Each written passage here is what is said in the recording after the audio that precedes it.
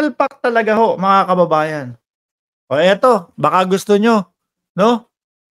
Nagkakagulo-gulo na ba talaga sila dito? Dahil nga, inumpisahan ni Baste Duterte, magaling na mayor. Mabagal lang hong magsalita. Si Mayor Baste, mga bossing. Ano ba sabi niya dito? Di po ba yung huling mautog nila, mga bossing Chief Amo Sir, saan ba yun? Yung huling mautog nila, kung di ako nagkakamali, ewan ko, nakakalimutan ko na. Wala ka namang matatandaan na din dyan sa mga ginagawa na yan. Ang matatandaan mo na lang sa mga ginagawa nitong mga to sa mautog, mga bossing, pabagsakin po ang gobyerno. Yun, nagbigay na po ng hinaing si Mayor Sebastian Duterte na may kabagalan magsalita. Ano sabi? Pampanga. Ayan, sa Pampanga. Ikaw, Bongo. Ito, baliktanaw lang po yung kay Baste, mga kababayan. Ang bago po yung kay Bongo. Ikaw, Bongo, kumpare kita. Magkumpare pa pala ito. No? Pero kung alam ko lang pala na magkakaganito, yung mga tao, yung mga nagboto kaming mga Dabawenyo, nagboto kami sa'yo. Anong nagboto? Bumoto kami sa'yo. Kung alam ko lang na ganito lang pala yung gagawin, wala nga ginagawa si Bongo. Hindi nga sumasali sa inyo. Bihira lang. Kinakabahan. Bakit ho? Kabado yan si Bongo makisali dyan. Lahat po ng sumasali at lumalahok po doon sa mautog, bumabagsak po ang karera sa darating na eleksyon, mga bossing Kung alam ko lang na ganito lang pala yung gagawin mo, sana hindi na lang magkakasulian pa ng kandila. Pero syempre, tayo ho, mga boss Chief Amo Sir, no, na sumusuporta po sa gobyerno, alam naman natin, no, na panghapon lang itong mga ito. Drama ba? Drama. Last na nila yan Kumbaga, huling kartada na nila yang si Bongo Mga kababayan, biruin mo. Bato, sablay na po yun. No, sablay na po yun dahil doon sa hearing niya doon sa Senadong ginawa na ipinilit na lang mga kababayan, kahit wala namang kakwenta-kwenta. Sablay na yun. Philip Salvador, umpisa pa lang sablay na. Sablay na. Napanood ko nga yung mga vlogger na iba DDS pa yung mga yon. Sabi, Philip Salvador, sa tingin nyo ba kayang patakbuhin ang gobyerno ng Pilipinas niya? Tingin nyo ba may magagawa yan? DDS pa ho yung mga yon sablay din. Sino pa? Ang huling kartada nila, si Bongo. So, ang gagawin ho nitong mga ito, mga kababayan, iiwas kunyari. Kunyari, galit ho sila kay Bongo dahil hindi nakikiisa sa kanila doon sa mautog nila. Pero ang totoo ho niyan, iniiwas lang ho nila yan para hindi madamay. Kapag sumama pa yan, naiwan na lang mag-isa si Robin Padilla doon. Mga bossing. Kung ang may kasama na si Bongo doon sa mga hearing, hindi pa makapagsalita si Binoy. Ay, speaking of Binoy may gaganaping hearing si Binoy dahil daw po doon sa mga PNP na nagmalabis daw po. No?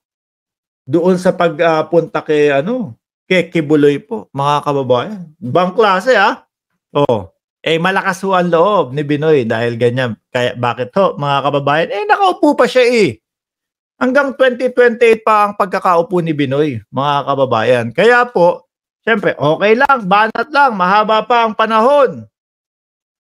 Ang tanong, sa susunod ho kaya, makaulit? Wag tayong lumayo. Sumagot na din si Bongo dito. Dito sa banat ni Duterte, ni Baste.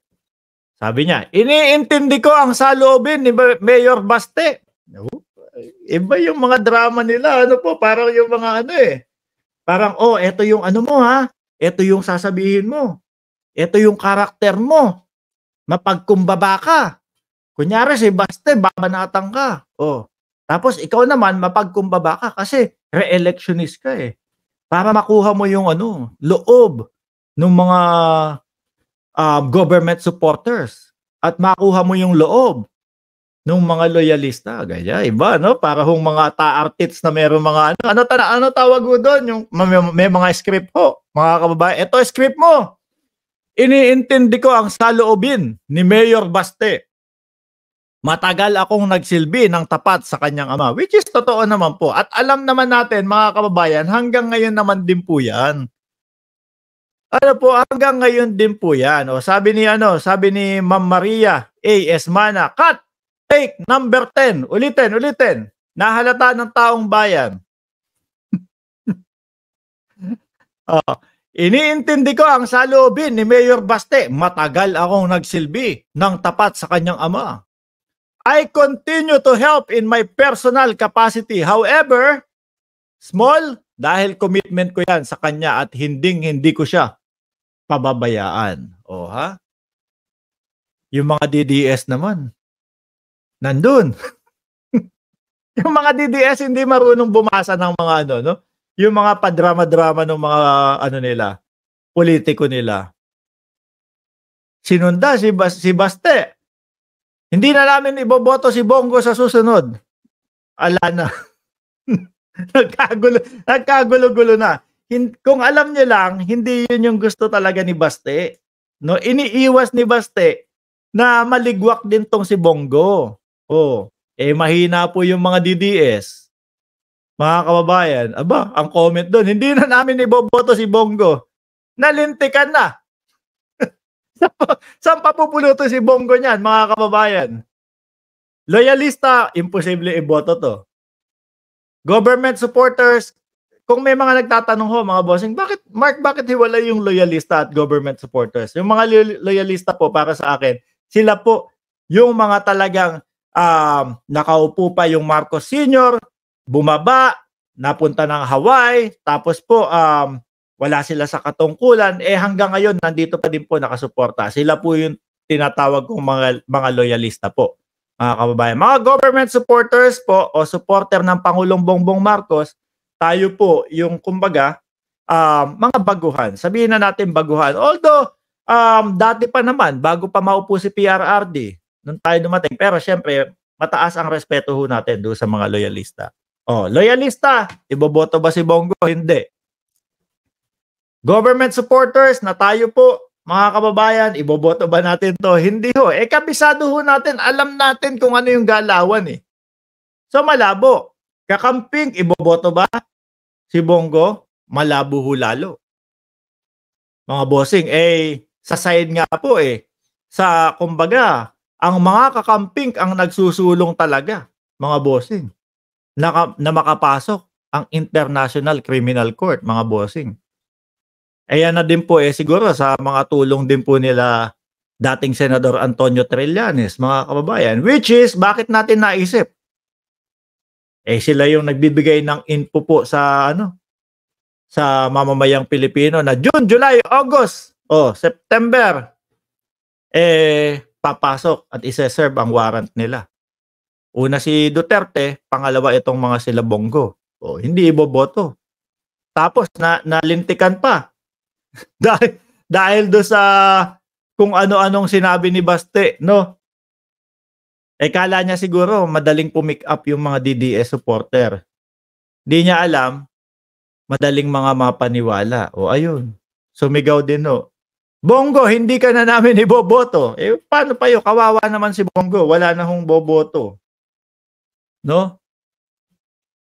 Kakamping, loyalist, government supporter, tapos pati ho DDS hindi na iboboto dahil dyan sa nila, sa drama nilang ganyan ho, mga kababayan. Di ba? Ano kaya ang magiging sagot dito ni Baste Duterte? Sasagot pa ho kaya, mga kababayan? Kapag bumubuka ho ang kanilang mga bibig, mga boss, chief amo, sir, lalo ho silang nalulugmok